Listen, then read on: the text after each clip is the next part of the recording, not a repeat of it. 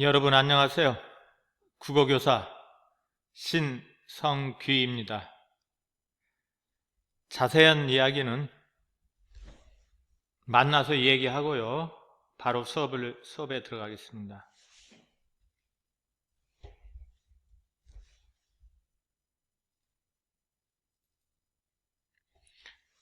오늘의 학습 목표는 문학작품은 구성 요소들과 전체가 유기적 관계를 맺고 있는 구조물임을 이해하고 문학활동을 한다. 유기적이라는 것은 부분과 부분과 전체가 서로 잘 들어맞는다라는 그런 얘기입니다. 예를 들면 우리 인간의 몸은 세포 간에 유기적 관계를 가진다. 이렇게 말하면 맞는 것입니다. 갈래의 특성에 따른 형상화 방법을 중심으로 작품을 감상한다. 오늘의 학습 목표죠. 여러분들 교과서 12페이지 보면 스스로 세우는 학습 계획이 있는데 서정 갈래의 이해, 서사 갈래의 이해 이미 여러분들이 초등학교 국어 시간이라든지 중학교 시간에 이미 배운 것들입니다. 교과서에 나와 있는 내용이니까 읽어보도록 하고 이런 것들을 배웠다라는 얘기예요.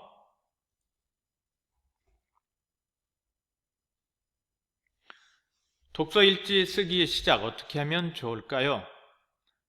독서일지를 쓰려면 먼저 읽을 책을 선정해야 하겠죠?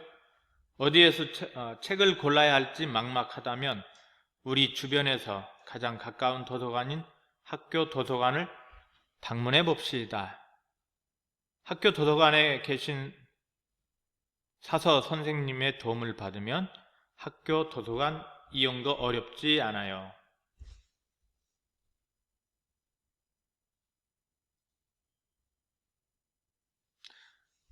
교과서 14페이지 보면 나는 문학의 여러 갈래 가운데 시를 가장 좋아해. 비교적 길이가 짧은 편이거든. 나도 모르게 노래를 부르는 것 같기도 하고 그런데 시는 금방 읽기는 해도 그 의미를 파악하기가 참 어려워. 왜 그런지 몰라도 시에 쓰인 말은 일상에서 쓸 때와는 느낌이 달라. 분명 같은 단어가 맞는데 말이야. 시를 제대로 이해하기 위해서는 어떻게 감상해야 할까? 어떻게 해야 할까요? 3년 동안 선생님과 같이 공부하면서 배워가기로 하죠. 이 단원에서는 이렇게 배웁니다. 교과서 14페이지 펴보세요. 첫 번째, 시적 화자와 청자를 생각하며 작품을 감상하고 작가가 말하고자 하는 바를 파악한다. 파악이란 말 들어보셨나요? 손으로 움켜쥐다 그런 말입니다. 생각과 정서를 형상화하는 방식을 알아보고 그 효과를 이해한다. 형상화. 이와 비슷한 말은 구체화라는 말이 있죠. 구체화.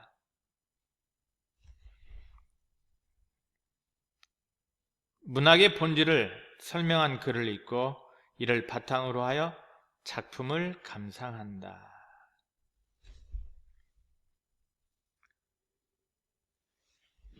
자, 여러분들이 본문에서 배울 시는 슬픔이 기쁨에게 정호승 님의 시가 되겠습니다. 자, 핵심정이라고 써있죠.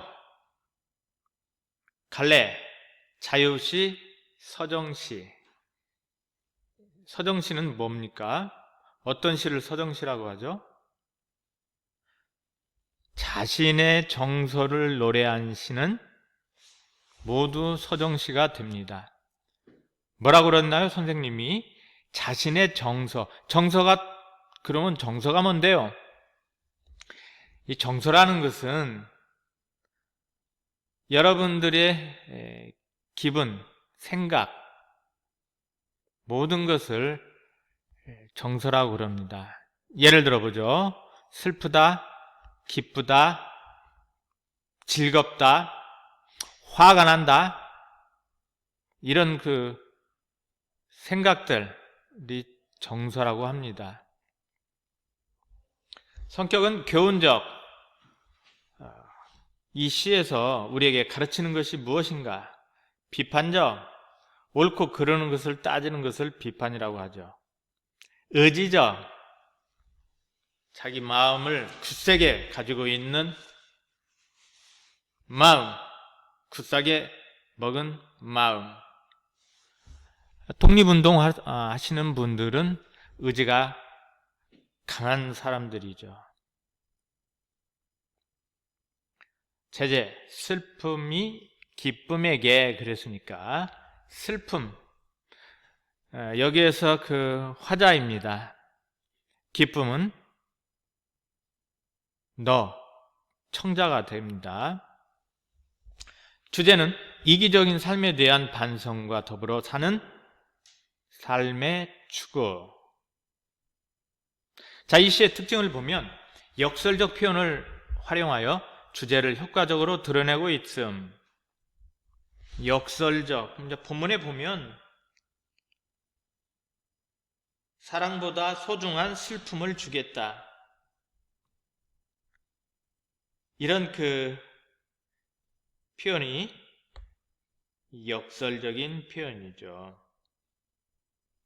어떤 그 일반적인 생각을 뒤집어서 사용하는 표현을 역설적인 표현이라고 합니다. 사랑보다 소중한 게 슬픔입니까? 조금 말이 안 되죠. 그러나 자세히 보면 역설법은 말이 안 되는 것 같지만 자세히 들여다보면 그 진리가 내포되어 있는 표현 기교, 역설법이라고 합니다. 사랑보다 소중한 것은 슬픔이 아니겠죠? 사랑보다 더 소중한 게 뭘까요? 내가 생각하기에는 없는 것 같은데, 그래서 역설적이라고 표현을 한 겁니다.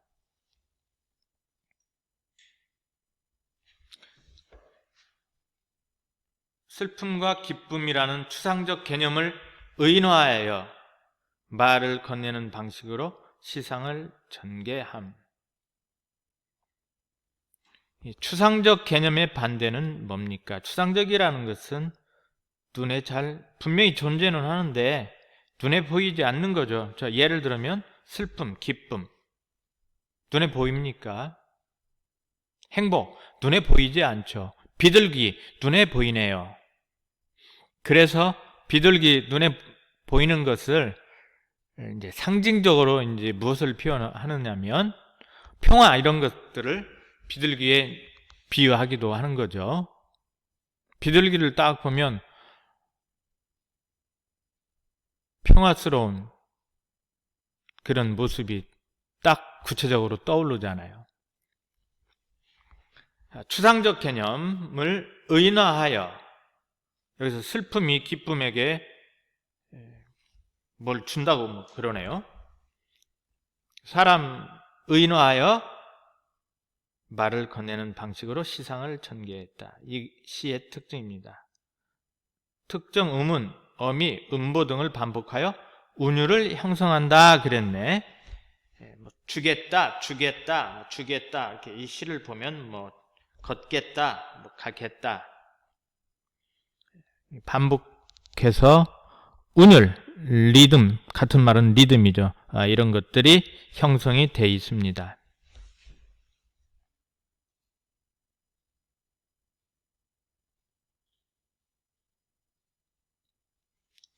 정호승, 슬픔이 기쁨에게. 교과서에 나와 있으니까 먼저 여러분들이 읽어 봐 주시기 바랍니다. 이제 구체적으로 본문에 들어가기 전에 1행부터 6행까지 겟다의 반복, 리듬감을 형성하고 화자의 의지를 강조한다. 뭐 하겠다, 겟다, 리듬, 운율 같은 말입니다. 자, 여기에서 역설적 표현, 슬픔에 대한 일반적인 통념을 뒤집은 표현을 통해서 주제를 효과적으로 드러냈다. 아까 선생님이 언뜻 설명을 했죠. 본문에서 다시 언급하도록 하겠습니다.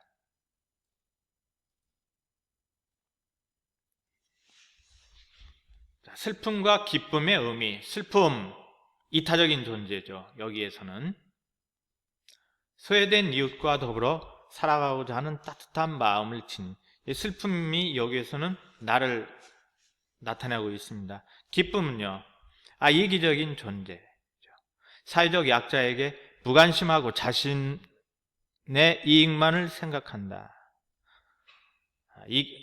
자신만의 이익을 생각하는 사람은 우리는 이기적인 존재라고 하죠. 이기적 존재.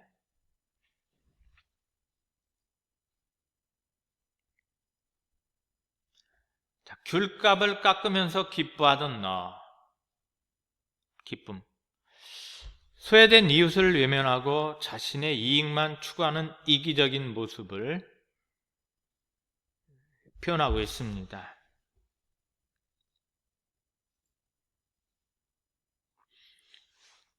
자, 7행부터 13행.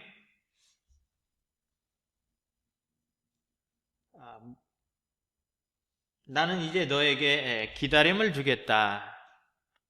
본문에 있는 내용이니까 한번 쭉 읽어보시면 되겠습니다.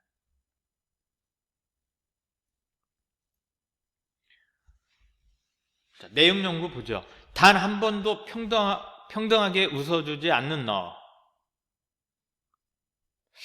잘 웃어줘야 되는데 아주 이건 좀 나쁜 사람인 것 같으네요. 남을 위해 눈물을 흘릴 줄 모르는 너. 자기 자신한테만 눈물 흘리나? 타인의 슬픔에 공감할 줄 모르며 도움이 필요한 이웃의 무관심한 모습을 이렇게 단 한 번도 평등하게 웃어주지 않는 너, 이런 식으로 표현을 했네요.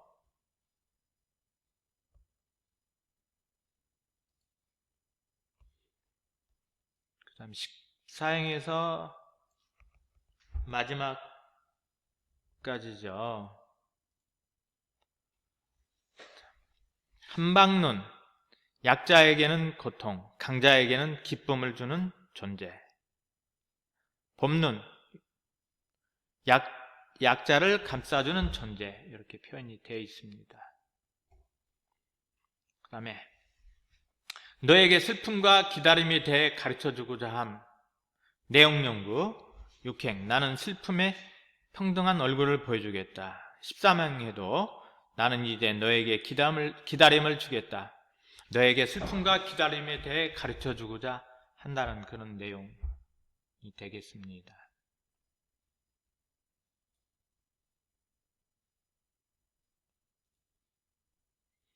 자, 서정갈래는 인간의 감정과 생각을 운율이 있는 압축된 언어로 노래하는 문학 양식이다. 개념이 나와 있습니다. 고대 가요라든지 향가, 고려가요, 시조, 민요, 한시라든지 현대시가 서정갈래에 속합니다.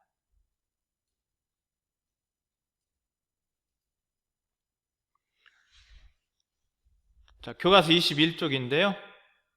단어입니다. 자, 보기가 이렇게 쭉 나와 있죠. 쌀쌀한 태도로 비웃는 것이 냉소. 자, 어느덧 1시간이 지났습니다. 다음 시간에 본문 보죠.